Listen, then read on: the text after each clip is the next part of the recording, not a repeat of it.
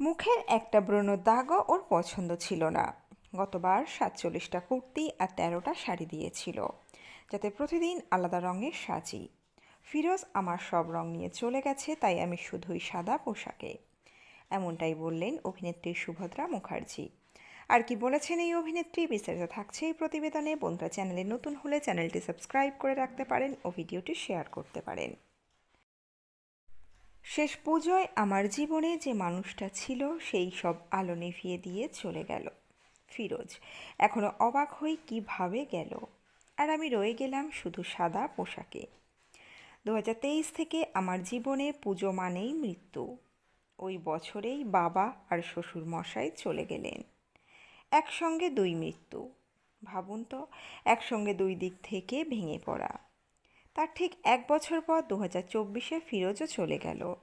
30শে September ওর চলে যাওয়ার দিন। সেই দিন থেকে আমার কাছে রং বলে আর কিছু নেই। শেষবার পুজোয় ফিরোজ আমাকে 47টা কুর্তি আর 13টা শাড়ি দিয়েছিল। কেন জানেন? যাতে এক পোশাক দুবার না পরি, যেন প্রতিদিন প্রতি মুহূর্তে আমি আলাদা আলাদা রঙে সাজি। ও চাইতো আমি সাজগোজ করে থাকি, মুখে একটুও দাগ না পড়ুক। একটা ব্রণ উঠলেও মুখ ভার করত। ও আমাকে সাজিয়ে রাখতো, যত্ন করতো, চোখে হারাতো। এখন আমার জীবনে কে আছে আমাকে এভাবে দেখবে? তাই আমি সাদা বেছে নিয়েছি। আমার সাদা পোশাক আমার মতোই রঙহীন, বেরঙিন। আমার বাবা খুব শৌখিন ছিলেন, পুজোয় মন প্রাণ ঢেলে দিতেন। নানা রঙের পাঞ্জাবি থাকতো তার, বিশেষ করে সাদা পাঞ্জাবির প্রতি তার ঝোঁক ছিল আলাদা। আজ বাবা সেই পুরানো সাদা পাঞ্জাবি কেটে জামা বানাই। এক অর্থে বাবার ছোঁয়া নিয়েই বেঁচে আছি। ছোট থেকে বাবার কারণে আমার পুজো জাঁকজমকের। রান্না করতে ভালোবাসি আমি। আমাদের বাড়ি থেকেই যেত বেলতলা সংঘের অষ্টমীর ভোগ। সেদিন আমি একাই রকমারি নিরামিষ রান্না করতাম। ফিরোজ সেই ভোগ করত, প্রতিটি পদে চেটেপুটে খেত। অন্য সময় আবার ঢালাও মাছ মাংসের আয়োজন। ও ভোজন রসিক ছিল, আমার রান্না ছিল ওর দুর্বলতা। অনেকে প্রশ্ন করতেন ফিরোজ মুসলমান হয়েও কিভাবে আমাদের দুর্গাপূজা এত উপভোগ করত। ও ছিল সর্বধর্ম সমন্বয়ের প্রতীক।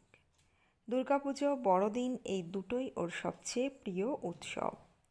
বড়দিনে মেয়েকে নিয়ে পার্ক স্ট্রিটে যাওয়া ছিল ওর অভ্যাস। আমি যেতাম না, কারণ লোকজন আমাকে ঘিরে ফেলতো। পুজোয় আবার কলকাতায় না থেকে ওর চলতো না। কিন্তু এখন আমি ভেবে পাই না, এত আলো এত শোরগোল ছেড়ে ফিরোজ কিভাবে টিকে আছে ওদিকটায়। আমি পারি না, আমি ভেঙে যাই। এই বছর মহালয়ায় ফিরোজকে মনে করে রাজারহাটের এক সাঁওতাল পল্লীর মানুষদের পোশাক দিয়েছি। 30শে সেপ্টেম্বর ওর প্রয়াণ দিবসে ওর প্রিয় শহর হায়দ্রাবাদ, বর্ধমান, কলকাতা, মুম্বাই, এইসব জায়গায় দরিদ্র মানুষদের, অনাথ শিশুদের খাবার খাওয়ানোর পরিকল্পনা করছি। যদিও একদিনে সব জায়গায় যাওয়া সম্ভব নয়, তাই কলকাতার সঙ্গে বর্ধমানেও যাব। গত বছর পাড়ার পুজোর উদ্যোক্তারা আমাকে বলেছিলেন, দাদা নেই, দিদি এবছর অনুষ্ঠান না করি। কিন্তু আমি রাজি হইনি, কারণ ফিরোজের পছন্দ হতো না এসব। ও চাইতো না আমি ভেঙে পড়ি বা ওর অভাবে কোনো কিছু থেমে যাক। কিন্তু আমার বুকের ভেতরটা জানে কোথায় আছে ফিরোজ, আমি জানি না। হয়তো কোথাও থেকে সব কিছু দেখছে। যদি দেখে ফেলেই আমি কিছু না করি, ও কষ্ট পাবে। তাই এই লড়াই, এই শূন্যতার মধ্যে থেকেও আমি যা পারি করব। কেউ কেউ বলে আমি কেন এভাবে প্রকাশ্যে ফিরোজের কথা বলি, কেন শাড়ি কুর্তির সংখ্যা, কেন ওর পছন্দ অপছন্দ খুলে বলি। কিন্তু আমি জানি ওর প্রতি আমার টান, আমার যন্ত্রণা, এটাই আমার প্রতিবাদ। সমাজের চোখে হয়তো ফিরোজ শুধু একজন মানুষ, কিন্তু আমার কাছে ওই ছিল আমার আলোর উৎসব। তাই বলি, রঙহীন সাদা পরলেও ভিতরে ভিতরে আমি প্রতিদিন রক্তক্ষরণ করি। ফিরোজ নেই, অথচ ওর দেওয়া আলোটা এখনও আমার ভেতর জ্বলছে। তো বন্ধুরা, এই প্রতিবেদনে ছিল এতটুকুই। দ্রুত ফিরে আসছি এরকমই নতুন কোনো প্রতিবেদন নিয়ে।